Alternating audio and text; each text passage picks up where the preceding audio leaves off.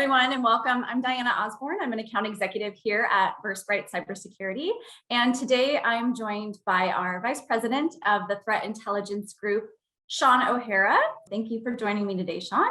So today we're going to be discussing the geopolitical risk due to the evolving escalated situation going on the border of Russia and the Ukraine, and the potential impact to organizations that are outsourcing their IT services to the Ukraine.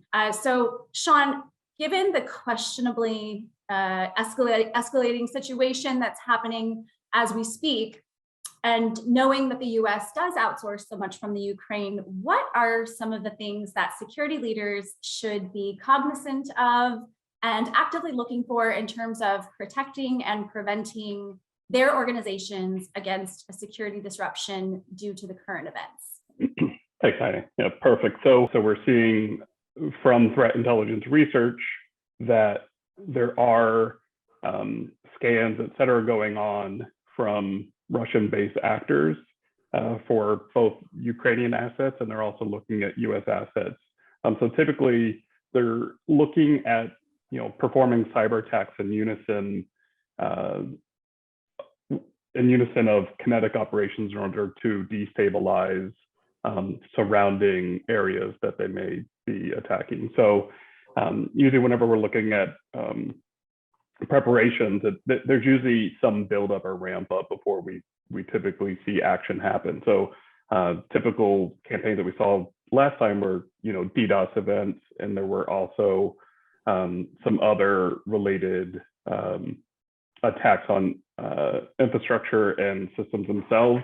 So the attacks on Ukraine can have IT effects as well as other supply chain effects. Obviously, we get things like neon and some other things from the area that could have effect on, say, chips. Right? We have a supply shortage now, and it could have other impacts there. So whenever we start to think about the preparations that you should have, hopefully you've already been preparing for some of this, because a lot of it is already in play, right? Whenever they have the troops on the ground like they have, usually they've already begun their preparations on their side. So hopefully you've been preparing your response actions, stress testing them. And if you're a little late to the party and you're starting to build some of those playbooks, then I think the most important things are really to look at contain, scoping, and response, right? So those three things of how do I go and scope the incident? Meaning, if it's a DDoS, obviously you're trying to find the impact and how you can alleviate the impact from a DDoS. If we're talking about other types of, NotPetya type stuff where it's either ransomware or wiper malware, do you have and have you had backups done recently for most of your critical infrastructure, et cetera?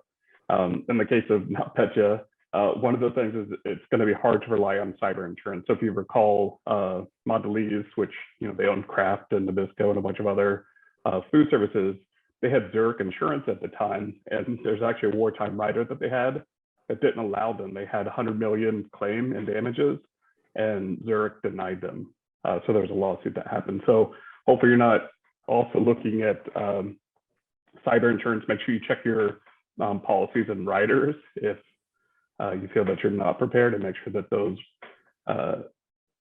the impacts of those types of actions against your infrastructure are mitigated as much as possible, so you don't have to make a big claim like that.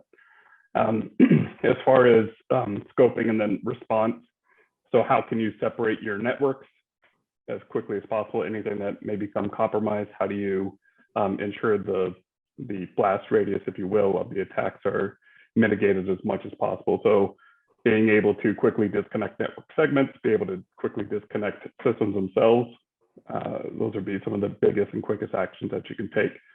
Ensuring that you follow the latest intelligence that's being reported, so you can look for these indicators of compromise, as well as any indicators of attack within your network, so that you can rapidly respond and look for these things as quick as possible. And then lastly, whenever we're talking about pure response and recovery, ensuring that you have the ability to recover quickly, starting with the most critical assets first.